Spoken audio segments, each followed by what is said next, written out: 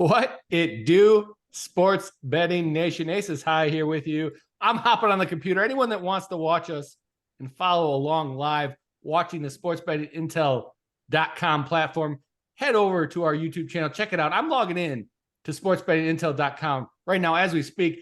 I'm here with Hardways and the real Jay-Z. I'll throw it to you first, Mr. Real Jay-Z. How are you doing? Happy your Ducks are in? Doing great. Ducks are doing good. How's it going, sports betting world? Great season going. Absolutely. We got the conference championships coming up. I know there's some sports bettors excited about that. Mr. Hardways, you're going to lead us through the night. What are we going to talk about? That is correct. That is why we are here. We are going to go through the conference championship games. We have a huge slate of just games that will determine the playoff, that have playoff implications. So without further ado, let's jump right into it. I do want to mention we're not going to go through every single conference championship game, though. If you want to see the details on the game breakdown, the detailed matchup, the stats, advanced stats, player prop analysis, etc., head over to sportsbettingintel.com, log in, go over to our This Week in College Football page, and we have them all sorted out by conference. Each conference championship game has its own page, so you can go over there, check it out. Also, if you want our opinion on anything, hit us up on Twitter, on TikTok, on Instagram, whatever it is, let us know, and we're more than happy to give it to you. So we do have Liberty in New Mexico State. We're going to jump over that one. We do have a game tomorrow, Friday. That is Mr. Real Jay-Z. That's right up your wheelhouse, is it not? Pac-12 championship, Washington and Oregon. Conference of Champions. Absolutely. This should be a good one. Rematch from earlier in the season. Washington did win that game earlier in the year, 36-33. Missed field goal late in the game that the Ducks could have tied it up. And really, they had things in hand I shouldn't say the whole game. They weren't pulling away. It didn't seem obvious, but they did have the lead quite a bit of the second half and kind of gave it away. Rematch, neutral site versus at Washington. Going to be a great one. The line looked like 3 last weekend. It was at about 7.5. And then after Washington struggled a little bit in the Apple Cup, it's moved up to around 9.5, I think is where it's sitting now, which is surprising after a 3-point matchup earlier in the year. What are your thoughts on that line there, Aces? It's a high line. We talked about it on Monday. I was here with Mr. Hardways, and I was saying, man, the Ducks are a fantastic football team.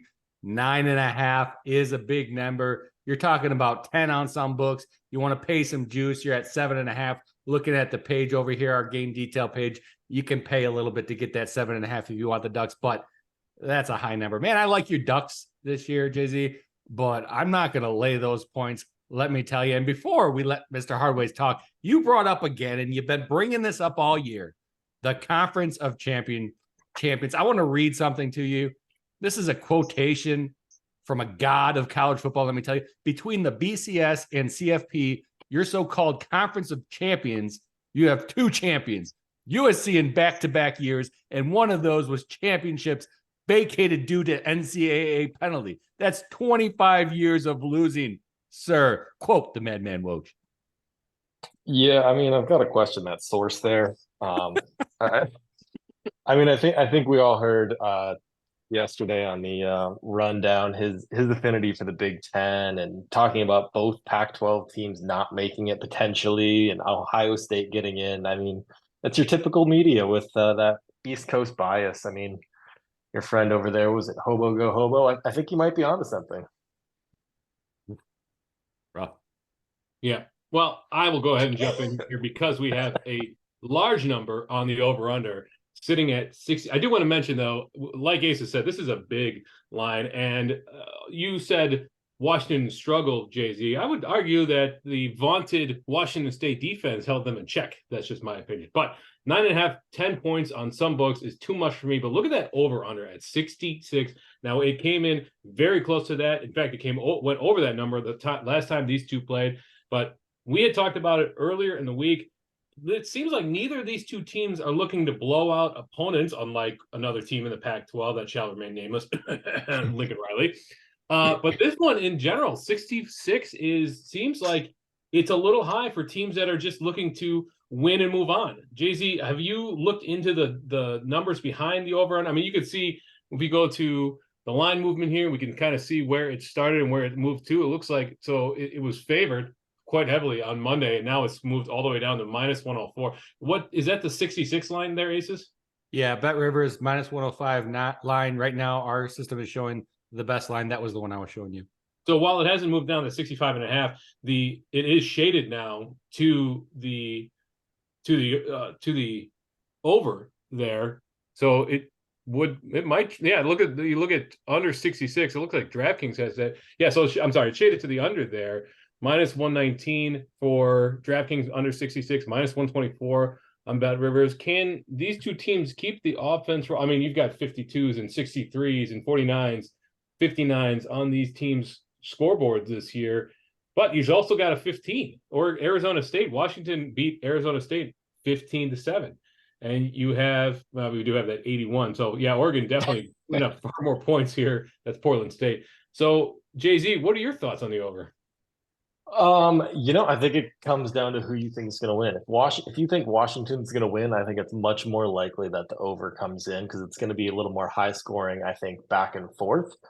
Versus, I think if Oregon's in control, they're playing a little more possession. Even the opening drive last week versus Oregon State, the announcers were saying this isn't your typical Oregon team. They ran the ball basically every play on their opening drive and took about 7 minutes off the clock, if I remember right. And they're saying this isn't the normal Oregon team. But I think the Oregon team currently is just trying to win games. And I mean, that's evident too from when they played USC, as you alluded to, trying to blow the doors off of people. But Oregon kind of kept them in check. They were in control of the game, but they weren't trying to pile up points, which really kept USC from doing the same. They're trying to control the ball and possess it. So if Oregon's in the lead, I see them possessing the ball and running the clock a little more. Versus if Washington's scoring quick, Oregon's going to do what they can to keep up. So if you like Washington, maybe take that over. If you like Oregon, I think the under is more likely. Yeah, well, and that's a good point. If you're mentioning that they're kind of controlling the clock, and a lot of that comes down to the strength of Marquise Irving, Bucky Irving, as you know, and the starting running back for Oregon, quite a talented running back. And while Oregon does have great playmakers in Terrence Ferguson and Tez Johnson, you look at the combination of Jalen Polk and Jalen McMillan and also Rome Odunze, and I know they kind of dealt with injuries this year, but that is a trio of wide receivers that is just absolutely outstanding for Washington. And their starting running backs kind of been hurt. I know that Dylan Johnson's come on as of late. Aces, maybe you could pull up the player prop analysis for this page and we could take a look and see if there's anything that catches our eye. Let's go ahead and scroll down initially to Bucky Irving and see where his main line is for rushing yards. Bucky, okay. There we go, Bucky Irving, okay.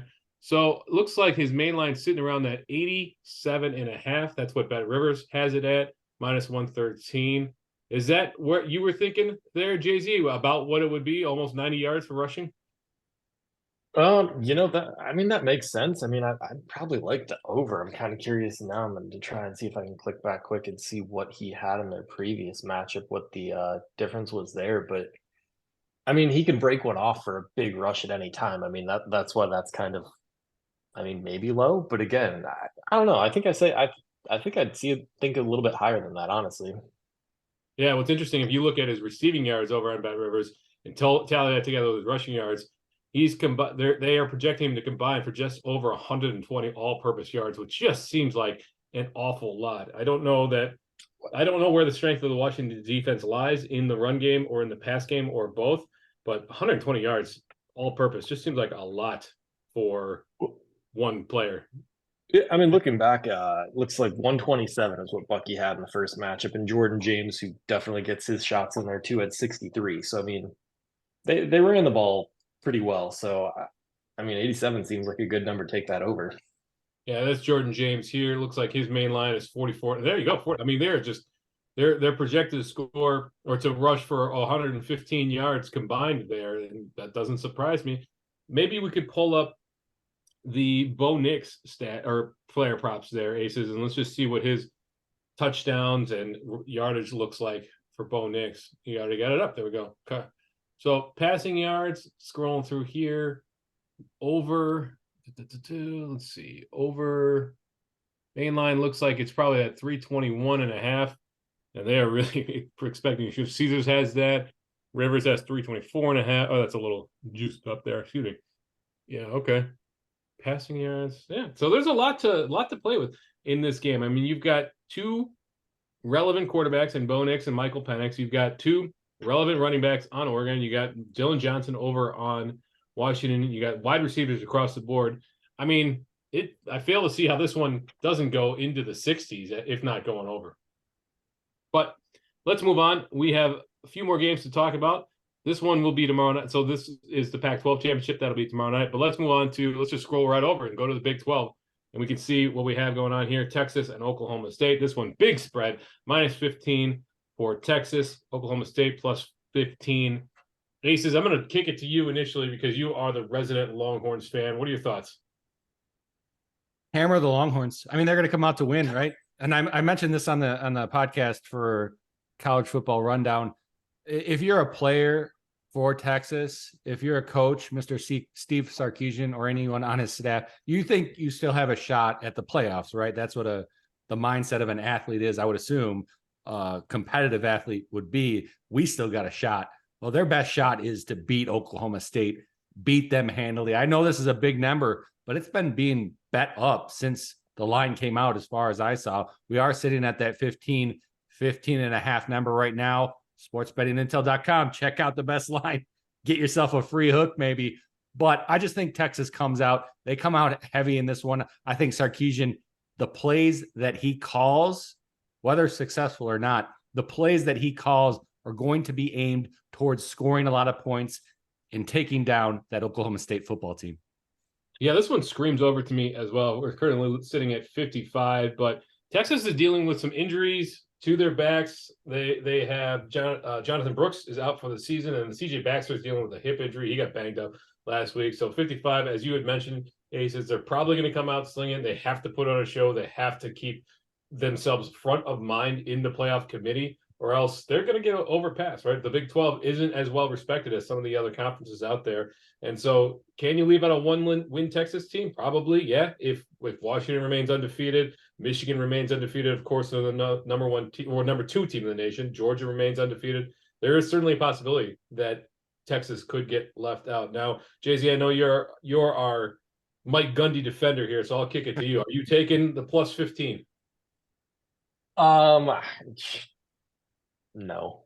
I mean, I think he's hit on it there, though. It's really about motivation for both sides. And I mean, to kind of flash back to where Oklahoma State's big, I suppose their big flop on the year of UCF, where it was coming off their Oklahoma big win. I mean, they clearly just weren't focused on that game. So it comes down to the motivation. I mean, Texas hasn't been blowing teams out most of the year. I mean, obviously last week they certainly did versus Texas Tech. But a lot of the games have been pretty close. So really it comes down to that motivation, and Texas has it, and see if Mike Gundy can get it out of his players or not. That is going to be a difficult task, certainly. So this game is the early game. It is at 11 o'clock on Saturday. Let's move on, though. We're going to skip over the Mid-American and Mountain West. As I mentioned earlier in the podcast, head to sportsbettingintel.com. Go to our This Week in College Football page, and you can see everything that we are doing, including the games that we were skipping over. Let's go right to the SEC here. This one is a big game. This one has probably more playoff implications than I would say. Well, you could argue the Pac-12, the winner of that probably in, but Alabama and Georgia here. Georgia wants to remain undefeated. If they lose, they're probably still in. Alabama needs a win to get back into playoff consideration here. The spread is weird. It is in that middle nebulous number, right? It's not 3.5, or 4. It's not 6, 6.5, or 7. It is right at that 5.5 line. At 5.5, I mentioned this to you and the Madman Woj for the College Football Rundown podcast. I like that 5.5 number. I think Georgia now. The Madman Walsh did bring it up on that Rundown podcast. You want to make sure that Brock Bowers is playing, Ladd McConkey's playing, at least one of them, preferably Bowers before. But I think at least one of them is playing, and I like that 5.5 number. Somebody talk me out of betting on the Bulldogs. Well, it's not going to be me that's going to talk you out of betting on the Bulldogs. I'll talk you out of betting against them, I guess, if you're going to go that side, not the side you're going, as you mentioned. I mean, the more I think about this football game, the more confused I get, the more baffled I get, because you're right. This is a playoff contention game. See who gets in the playoffs. Georgia wins this one. They're walking in there. They're going to get a free bus ride to the playoffs because they have no shot of not making it. They lose, it's questionable whether they get kicked out or not. Alabama is the question mark. If they win, do they get in? But we just talked about that Texas football team, and you're comparing Texas versus Alabama. What's the best way to compare two teams? Hey, maybe they played head-to-head. Yes, they did. Hey, maybe one of them was the home field contender in that football game. Yes, Alabama was, and Texas still took them down. So what's the justification for letting Alabama in when you compare those two teams? Alabama's really got to come out, beat Georgia, beat them good, show that they deserve to be in there. 54.5, I don't know what to do with that total. Maybe the Real Jay-Z has some opinions on that. This one could go 35 total, or it could go 70, and I wouldn't be surprised either way. Yeah, Jay-Z, what do you think? I'm worried about a low-scoring game in this one. I certainly think the first half could be kind of low-scoring. What do you think?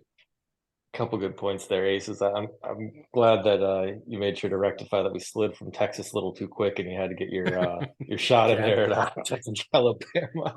Got it. But no, you hit it on the confusion going back and forth, and the more you look at it, the stranger it seems. I mean, even starting with that odd 5.5 number, you could see it going either way. I mean, I think you go lower than anything though, because looking at Georgia, they've given up max 23 points to anyone all year, and that was Georgia Tech last week, which, I mean, clearly they let off the gas there, or something happened. Missouri scored more than that. You're right. Yeah, Georgia Tech. Yeah, that one looked like they were kind of coasting into the end of the season, though. Yeah, but I mean that's it. That's the most points they've given up. So I don't think Alabama's going to blow them out by any means, because again, they're not going to give up that many points. Milrose looked better as the season went on. I think you mentioned it the other way. Hardways just Saban letting Milroe maybe go a little bit more after the early season, kind of slow start, rotating quarterbacks, that whole back and forth, and he's looked good. But is Georgia's defense going to give up that many points? No, not likely. It seems difficult. Aces, maybe you could scroll down to the money line odds under the line data for this one. I know there are going to be people that disagree with our assessment of Georgia over Alabama being a better team, et cetera, et cetera. But let's take a look here. If you do want to back Alabama, the best line that you can find, that we have found, is plus 180. You can get that at a few places: PointsBet, Caesars, and BetMGM. So you can get 1.8 times your bet if you are backing Alabama, if you think they could pull it off. Now, this one is technically on a neutral field, though. It is in Georgia. It is at the Mercedes-Benz Stadium. If you want to back Georgia there, minus 220. And Aces, what does it tell you when books have lines that converge to about the same? Is that anything that we as bettors should pay attention to? It tells you you're getting a fair assessment of where the expected probabilities for that team winning should be, as in they're likely not wrong in that game. When they're all about the same number, you're paying the juice, but that's it. You're not going to catch a wrong number likely. So if you think that the probabilities in the future are not correct, you can have a safe bet going against that number. That's essentially what it tells us. Yeah, thank you for that. Now, what I also think is interesting, if you look at Bet Rivers and their spread, they've got the main line spread now at 6, but they've got minus 112 on either side. So this is a mainline spread for a couple of major programs, major conference, a lot of money coming in on this, and yet they've got extra juice on both sides. Is that they're just taking advantage of the public, or are they a little squirrely on their projections for this game? That number, you actually telling me that you're talking about the Bet Rivers one here, right? Yeah, the Bet Rivers. So they've got, your normal that's not spread's going normal. to have juice of minus 110 on either side. They've got minus 112, which you rarely see. Yeah, it's that weird number 6 though. It's it's not that 6.5 and it's not that 3.5. So maybe they're like, the hell with it, until this market moves, we're just going to juice up both sides. But yeah, that's something that I didn't notice before. That's specific to Bet Rivers though. I believe you did mention that. Yeah, it's something that would throw me off, and why they're doing it exactly, my only guess would be they're like, until this number moves, until we get a hook on that number, we're just going to juice up both sides because we're not comfortable with this 6. Yeah, just one more thing to pay attention to, and I'm going to put a bow on this. Like I said, I do like that Georgia minus 5.5 line. Maybe you could scroll back up to the game preview there, Aces, and we'll just take a look. I'm sorry. Go ahead, JC. Yeah, I just had one question on that money line. Seeing that it's 180, would either of you think that's a good play jump on that? Again, I think we all agree that it should most likely be a pretty close game. And then do you think you can get a good number? Maybe Alabama gets that first score. Do you think the line moves a lot and you get some in-game action and maybe you kind of offset or go a little back and forth? Do you think that's an option here? Or you think they're going to stay pretty heavy favored even live in game? That's a great question. If Alabama comes out and they go down the field to score right away, you've got that plus 180 under your belt.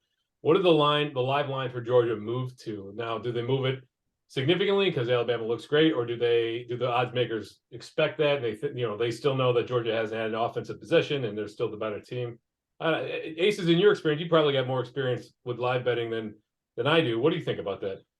I mean, I think it's a good strategy in general. The thing you're going to have a hard time with in this game, in my opinion, that's something. It's funny enough. I think you and I were talking about Hardways on Monday. That's something that I might do with Iowa. Maybe we can get into it the Iowa game. But with this plus 180 number, you're talking about a Georgia team that Alabama is going to have to be winning the game, and they're going to have to be either winning decisively in the beginning, which I don't see that happening, or they're going to have to be winning the game pretty late in the game for Georgia to get to plus money. So you're talking about Alabama being up and Georgia getting to maybe a minus 120. Then you're at a plus 180, minus 120. Yes, you can hedge out for a profit, but for your risk, I don't know that plus 180 number with that strategy is high enough to perform on that live game. I'm assuming you're talking about hedging live game arbitrage type bet. I don't know that it's a high enough number for you to do that. Awesome. Yeah, that makes total sense. Yeah, good breakdown. I agree. All right, well, let's move on. We've got the ACC we have to talk about, and this one also has playoff implications. The big question with this, now we all know, we've talked about it on this podcast and in other places, Jordan Travis is done for the season. That means Florida State is running with their backup quarterback. They're still the favorite in this game. They're playing Louisville. Louisville looked okay, but they're disappointing in a loss to Kentucky, a mid-tier SEC team last week. So the ACC championship is Florida State and Louisville, and the spread on this one, minus 2.5, not even at 3. Florida State barely favored over Louisville, minus 125 on the money line over on Caesars if you're back in Florida State. If you're back in Louisville, plus 115, kind of narrow there, over on Bet Rivers. So this one, I'm not sure. I didn't watch the Florida State game last week. I don't know what to think about this new quarterback. Jay-Z, what are your thoughts? I did catch the game, and I guess I should say I caught the first half, and it looked like Florida State was going to go down. So clearly they flipped things a little bit in the second half because they were just getting dominated by Florida's defense, who, again, we kind of hit on different areas. At the SEC, they're a middle of the run team.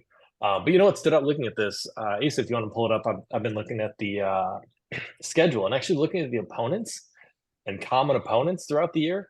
And really, other than if you take away the Pittsburgh loss for Louisville and Florida State obviously beating them since they're undefeated, honestly, Louisville has a better edge when you look at the head-to-head opponents. They've played all those teams better and had better wins. I mean, even take Duke 23-0 versus a 38-20. That one's a little more skewed. But was it Virginia Tech 39? Yeah, I mean, it just looks like Louisville's actually played a little better. Boston College, I mean, it was a 2-point game for Florida State. That's with Jordan Travis. And, I mean, Louisville blew them out. So, I don't know. Just looking at that breakdown, I mean, the line sets it up, says it's 2.5 now. I mean, it could go either way. And I think everyone hoping for the best 4 teams in the playoff is really pulling for Louisville.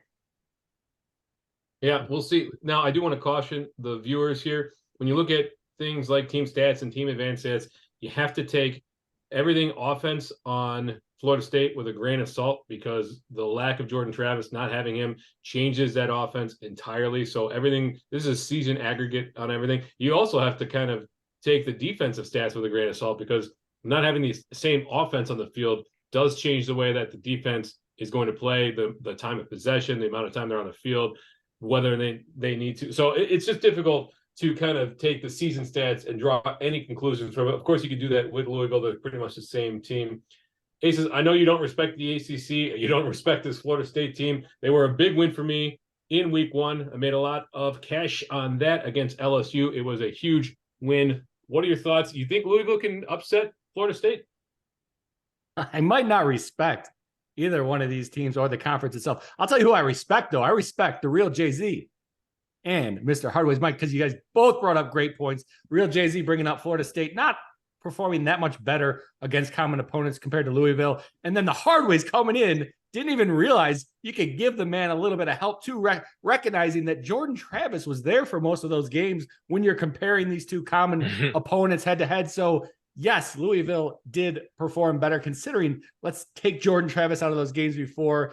Louisville probably got the upper hand on the common opponents. As far as how the game goes, I don't want to talk about this game. It makes you angry it should anyways, in my opinion. It makes you angry as a college football fan. Florida State, especially considering they don't have Jordan Travis, who was their team, should not be in contention for the playoffs, but they are. Here we go. It's a close game. I'm getting a little more, I don't know if it's my emotions or if it's an actual factual standpoint of, I think Louisville might win the football game. As the week goes on, I'm getting a little lean towards Louisville in this football game. Interesting. Yeah, I mean, if the money line, there's not too much value to be had there, right? If you are going to take it over on Bet Rivers that we mentioned earlier, plus 115.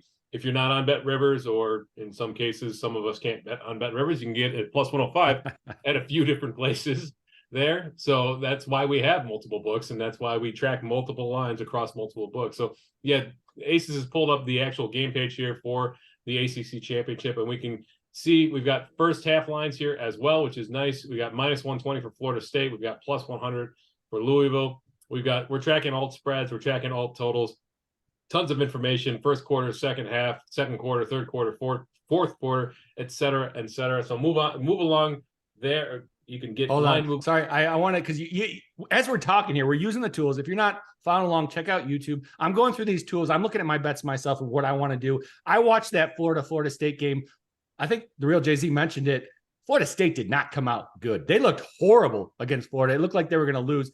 Maybe you think the same thing's going to happen in this game. I'm looking over at the first half line, seeing where it started. Plus 130 it started. The market is agreeing with me. They had to move that number all the way down to even money for Louisville right now. You're only getting 100 back for that $100 bet, whereas earlier in the week you were getting 130 back. The market agrees with me. I kind of still like that even money back on Louisville first line. Maybe you get the push. Okay. Yeah, it's nice to have that push in there possibility as well. So I think that'll be it, unless we probably should talk about this one, saving the best for last. But this is a civil war. This is brother versus brother. This one is going to cause some fights in a certain household. We've got Iowa versus Michigan in the Big Ten championship game. Iowa 10-2, Michigan undefeated on the season. And just look at these money lines and these spreads. Now, Aces, I'll kick it to you initially. You wanted to jump on Iowa at plus 1,400. I think Vandal was the first one to put a line up for Iowa, plus 1,400. And their limit was super low, was it not? Yeah, they threw out an opening line on Saturday, I believe right after the Michigan game was over. 217 was the most you can get down on Iowa at that plus 1,400 number. Obviously, opening lines, they are limiting what you can bet versus once you get through the week. But then we were talking about it on Monday, that 217 limit was no longer there, but still, they're not letting you get more than 400 down on this Iowa dog on the money line. I think there's a reason for it. I think they realize they got the dog wrong in this one. The Hawkeyes should be the favorite over this Wolverines football team. I'm guessing that's why. Well, that's probably what happened. I mean, I don't want to speak for the sports books. I don't work there. But in all reality, though, we have a game that is heavily favored. If we look across all the conference championships, all 10 of them, this one is probably the biggest. Well, it's not probably. It is the biggest money line difference. It's the biggest spread here. Minus 21.5, minus 22, depending on where you get it. If you want to back Iowa, 12-1. Plus 1,200 on the money line. That's over on Bet Rivers. Otherwise, Bet MGM has minus 2,000 on the money line. I can't imagine anybody's taking that Michigan line there. Yeah, this one is the big question with this one. And Jay-Z, I think you pointed it out in our Discord earlier in the week that just based on the numbers and the implied, the total in this one, 35 and a half, and the spread, the implied team total for Iowa, 6.5. So this team is not even favored to score a touchdown in this game. Are you backing Iowa here, Jay-Z? No. Unlike the sportsbook Aces, I'll take your 217 all day. Wow. Ballsy. No, but I mean, all joking aside, I mean, I did feel a little better about I shouldn't say feel better about Iowa. I felt a little impressed with their 10-win season when you were breaking down all their injuries that they've gone through this season. They've lost all their tight ends, which basically is Iowa's offense. Typically, their transfer starting quarterbacks. I mean, the 10-2 record is impressive, but they don't have offense. Michigan does. I mean, we can talk about the defenses all day, but you can't. Iowa's not going to be able to stop them completely, and Iowa's offense isn't going to be able to score against a top level defense. I mean, I think that's really what it comes down to is even if you have both defenses playing as good as they are, Iowa's offense is going to score regardless. So, I mean, again, other than a defensive score, that's really their only hope because I think we saw, what was it, last week against Nebraska, their defense give it to them on the 10 once or twice, and I think they walked away with no points one of the times. I mean, that's not a good offense. And if you go by the numbers, Michigan even has a better defense than Iowa does. It's tough to say that because Iowa's defense is certainly very strong. But yeah, Michigan's defense, by the numbers, they are the better defense. So it is difficult for me to see how Iowa scores enough points to stay competitive in this one. So skipping over a ton of that stuff because, well, just because. Let's go over to the player props on this one. Now, I mentioned it on the preview show last week. We had Blake Corum to score a touchdown at minus 750. I'm not sure if we have props up for this one. Is this because this is the late game aces? We don't have props up for this yet. The books don't have them up. It's Thursday, and then we have late game Saturday night. So sometimes they don't get those up till Friday morning for the late game on Saturday. Late games usually on Saturday. Well, that's a bummer. That really annoys me. I'll tell you what. This is just a bit of an aside, but I'm trying to scroll through to find touchdown scorer props for NFL games this Sunday, and I can't believe most of the books don't have those up yet already. I mean, it's Thursday. We're 3 days away. I don't know what these books are doing, and the fact they don't have props up is super annoying. But we can look at some different lines. We can look at the first half line there. Maybe we can pull up the first half. Let's see what we got. Minus 1,400 for Michigan, plus 800 for Iowa. We can look at the first quarter line. I'm going to guess minus 1,000 there. Oh, minus 590. Pretty good odds there for the first quarter line. And then plus 80 for Iowa. I mean, Iowa could come out. They could surprise us, right? What's the quarterback's name there? Deacon Hill? The man, the myth, the legend. I mean, he's going to be competing for the Heisman. Yeah. Well, he's going to be competing. Let's be honest here. Once Iowa gets up by enough in this game, they're going to sit Deacon Hill because they don't want him to get hurt. I mentioned it before. They're going to bring in Labus, but I'm telling you, this Iowa football team, they are underrated. They've been winning football games all season. You want to talk about all this crap, talk about it all you want. But let's look at this market. I mentioned they opened it at plus 1,400. Do you see a plus 1,400 number on that board? Either one of you. You both have 2 eyes, 4 eyes between you. Do you see a plus 1,400 number up there anymore? No, it's come down significantly. Plus 1,200 there, plus 1,110, plus 1,150, plus 1,000, or BetMGM, whatever they're doing over there. But yeah, plus 1,200. So you already lost 200 points of value there on this Iowa team. So the books either got it wrong initially, or there's a lot of money coming in on Iowa, one way or the other. It's tough to say for sure, but I can click pretty fast over here. Let me tell you, I can get a lot of bets in real quick. One thing I want to go over though, the real Jay-Z mentioned this strategy before. I wish the number was still up here. I'll just straight up say what I got the number at because Hardways knows it. I got plus 1,600 earlier in the week on Iowa over on FanDuel. And the strategy that goes with that is you bet Iowa plus 1,600. You don't necessarily think they're going to win the football game, but at some point during the football game, you can hedge out that plus 1,600 number. Before we were talking about a plus 180 number and wanting to do the same strategy on that Alabama-Georgia game.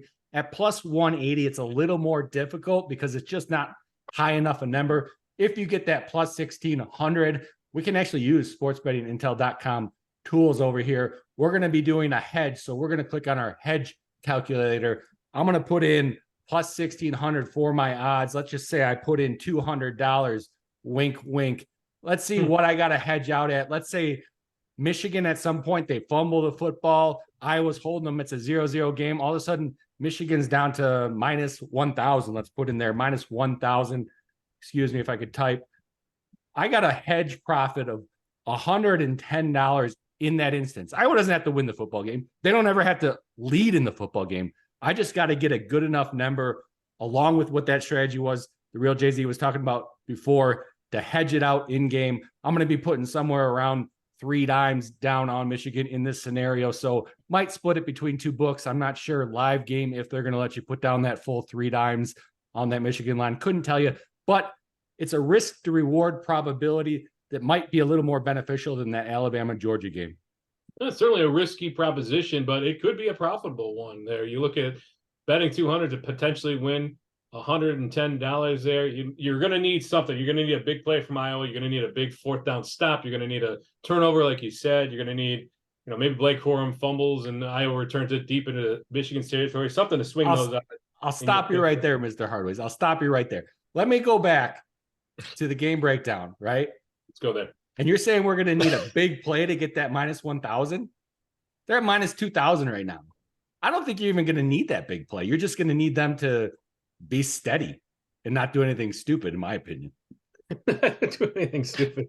That's fair, right? As long as I don't know. I don't know how Harbaugh and this Michigan team are going to approach this game. Are they going to look past it because they're in? I mean, if they lose, they're probably still in the playoffs. Although they would drop, I would assume, from 2 to 3 or 4. But if they would have to get blown out by Iowa, which is a possibility. Not taking anything away from that, but they would have to get 7-0 blowout.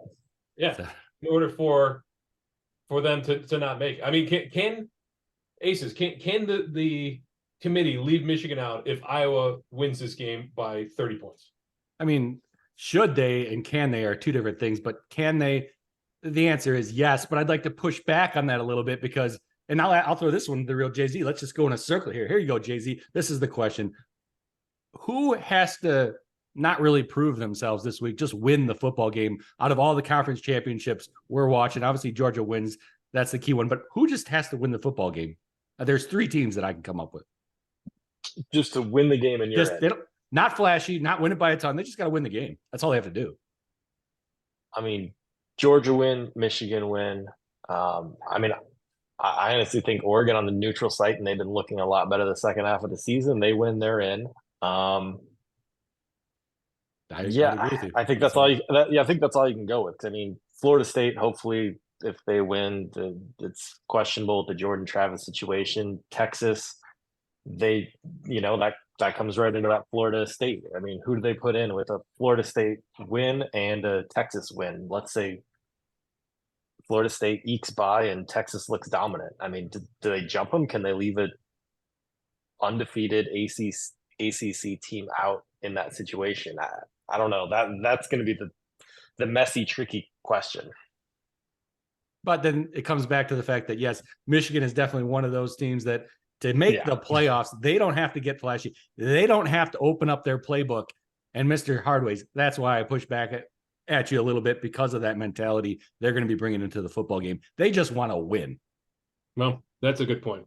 And as much as we would love to see Harbaugh unleash the offense on this one, probably they're looking just to get past and get into that. Now, I will say, when the odds do drop, you can guarantee that Blake Corum will be heavily favored to score a touchdown. And as I mentioned in our Discord last week, minus 750 with a big flex emoji. If you're betting that, it was minus. It won't be that this week, but it'll be heavy minus odds. So that'll be it for us this week. That'll wrap up our series on the weekly college football preview shows. We will be back throughout the month of December to talk all things sports betting on Monday, and then probably we'll be back on Thursdays to talk as the bowl season kicks off and as we get deep into that. As we did skip over a bunch of games here, Mountain West, at AAC, Mid-American Conference, etc. So go over to sportsbettingintel.com and check those out. But that'll be it for us tonight. Gentlemen, anything you want to leave the people with? JC, let's start with you.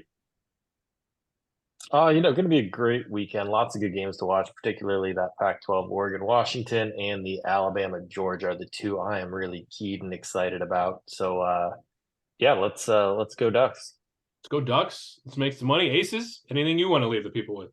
Hey, we didn't talk about this game. Tulane got them at minus 2.5. The market has moved a little bit now, so you got to pay that over a field goal if you want them on the spread. Tulane, SMU. SMU is a good football team. I just really think Tulane is underappreciated on the season. It's where I'm looking at this weekend for sure. And then the other one I'm looking at, no reason to really say. I'll say it anyways. Go Hawks. Go Hawks. Go Green Wave. That'll be it for us tonight. My name is Hardways Mike. As we say over at SBI, you don't always have to bet, but when you do, wager wisely.